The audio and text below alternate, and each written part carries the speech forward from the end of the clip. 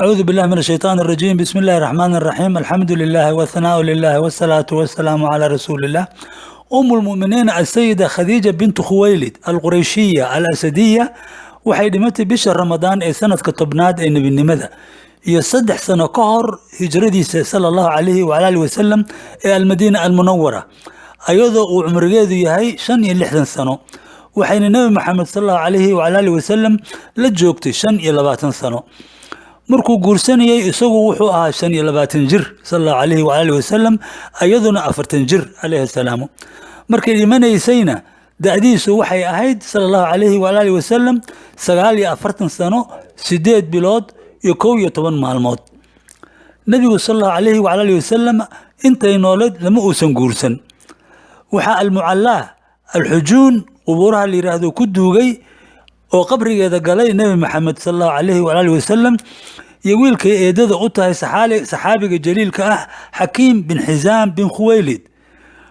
buurtaas quburaha ku soo foorarta magaceedu waa Jabal al-Hujun oo quburaha lagu magacaabay reer Makana waxay u yaqaanaan Jabal as-Sayyida oo loogu magac daray as-Sayyida Khadija alayha salaam hooyo Khadija alayha salaam waxay nabiga sallallahu alayhi wa alihi wasallam u dhashay laba wiil oo kala ah al-Qasim oo uridkiisa ah iyo Abdullaahi iyo afar gabdhood oo kala ah Zaynab iyo Ruqayya iyo Kulthum iyo Fatima oo ugu yareyd markay labadoodu dhinteen waa Sayyida Khadija iyo adeerkiis Abu Talib wuxuu sallallahu alayhi wa alihi wasallam hiil ka doontay qabiilka Thaqif ee Taa'if dega wayna diideen wayna dhagaxyeeyeen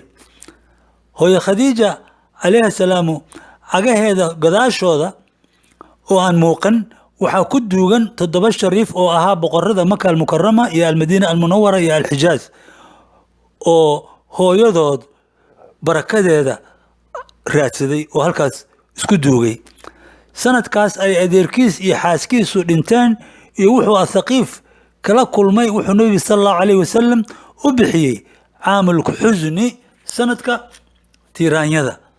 markaasuu ilaahay tacaala wuxuu uga khafiifiyay caloolxumadaas al-Israa wal-Mi'raaj oo awil celin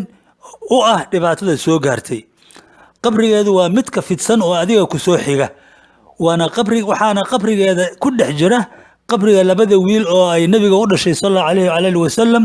ee al-Qasim iyo Abdullaahi waxa kaloo gadaasheeda ku duugan oo aad u jeedaa quburaha Abu Talib iyo Abdul Muttalib iyo Qusay awowyaalka ashraafta